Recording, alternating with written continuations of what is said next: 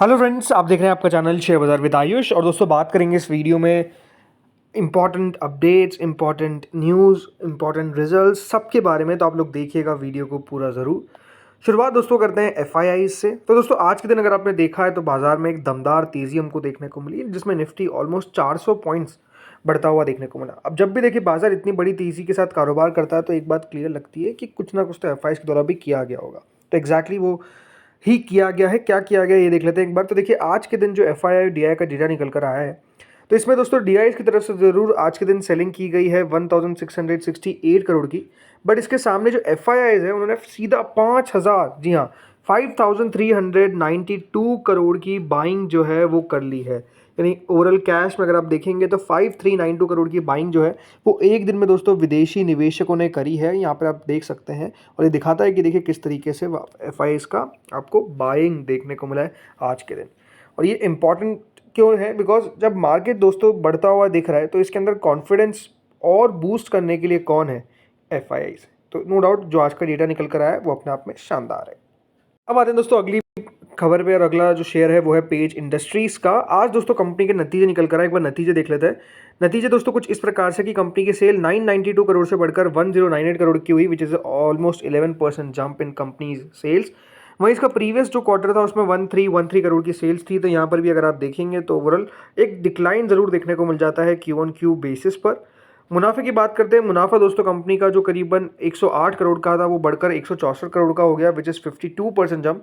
तो इससे previous quarter में कंपनी का मुनाफा 205 करोड़ का था। ओवरऑल कंपनी का मुनाफा क्यू ऑन क्यू घटा के रेवेन्यू भी घटता हुआ दिखा। बट कंपनी की तरफ दोस्तों अनाउंसमेंट की गई है डिविडेंड की। और डिविडेंड कितना? डिविडेंड दोस्तों कंपनी ने दिया है सीधा 200 रुपये का। जी हाँ, 200 रुपये का डिविडेंड का कंपनी ने डिक्लेरेशन कर दिया है, यानी 200 रुपीज़ पर शेयर। अगर आपके पास पेज इंडस्ट्रीज़ का एक शेयर तो आपको 200 रुपये का डिविडेंड मिलेगा। वैसे एक बात ध्यान रखिएगा, पेज इंडस्ट्रीज़ का शेयर है 47,050 रुपीज़ का, तो उसके सामने याद रखिएगा 200 रुपये का डिविडेंड है। तो बहुत बड़ा डिविडेंड नहीं है वैसे तो अगर देखा जाए। बट पिछले एक साल में अगर आप स्टॉक को देखेंगे तो दोस्तों 34-35% बढ़ा है, 5 साल में 166% बढ़ा है। तो एक अच्छे रिटर्न्स कंपनी तब भी डिलीवर करे हैं लॉन्गर टर्म में। अब चलिए दोस्तों आते हैं अगली कंपनी पे। और अगली कंपनी कौन सी है? अगली कंपनी है कोचिन शिपयार्ड। दोस्तों कोचिन शिपयार्ड के भी नंबर्स निकल कर आ गए। एक बार देख लेते हैं किस तरीके के रिजल्ट्स हैं।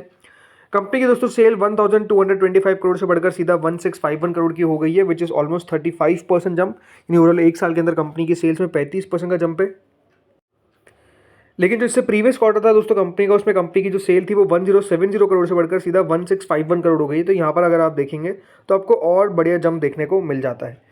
वहीं जो कंपनी का मुनाफा है दोस्तों वो 265 करोड़ से बढ़कर 285 करोड़ का हो गया। नहीं ओवरऑल एक बात समझिए, कंपनी के जो मार्जिन्स है उसमें एक डिक्लाइन जरूर देखने को मिला है। 8% ही कंपनी का मुनाफा बढ़ पाया, बल्कि जो कंपनी का रेवेन्यू ग्रोथ है वो 35% है, सॉरी 35% है, राइट। सो इसके अलावा दोस्तों कंपनी का जो मुनाफा था वो 184 करोड़ से बढ़कर 285 करोड़ हो गया क्यू ऑन क्यू बेसिस पे। तो यहाँ पर तो अपने आप में नो डाउट बड़ी जंप है।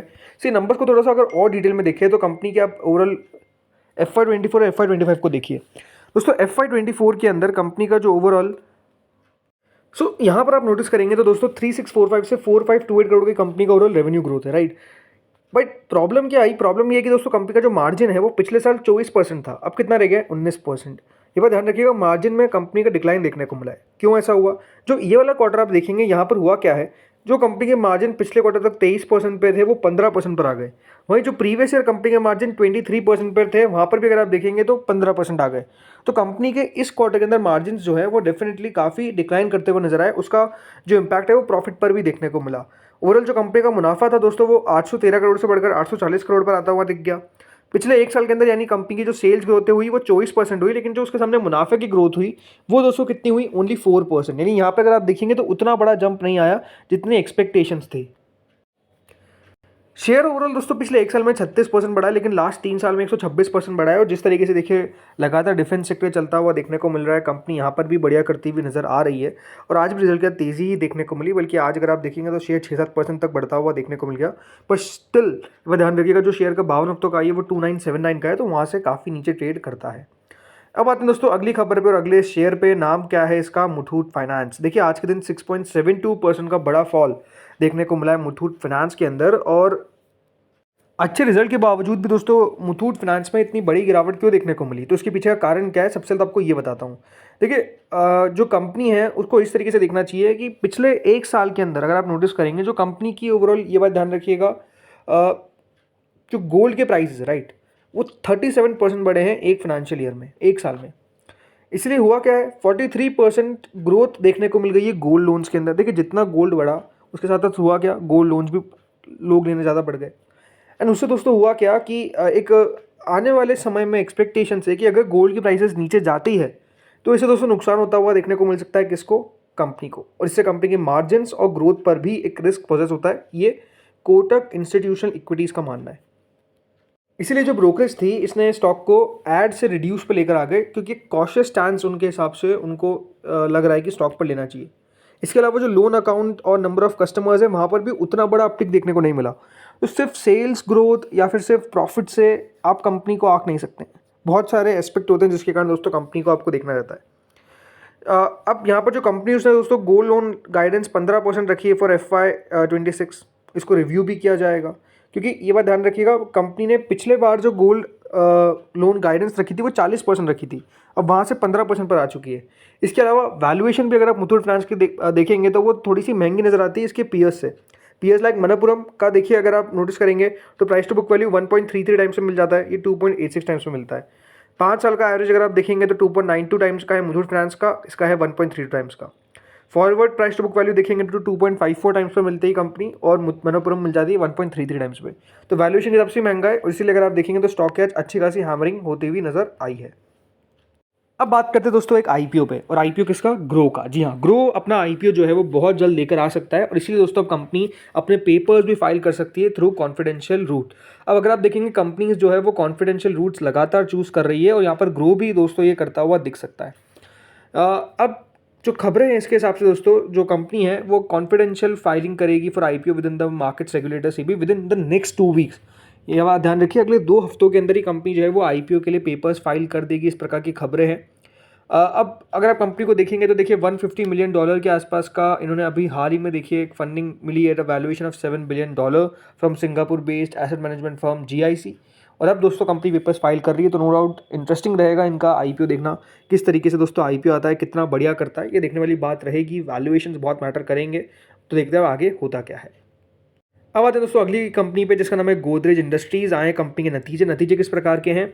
सेल्स दोस्तों कंपनी की 4,560 करोड़ से बढ़कर सीधा 5,780 करोड़ पर आ गई है, विच इज जंप ऑफ 27%। तो इससे प्रीवियस क्वार्टर में 4,825 करोड़ का कंपनी का रेवेन्यू था। यहाँ पर भी अगर आप देखेंगे तो ग्रोथ नो डाउट शानदार देखने को मिली है।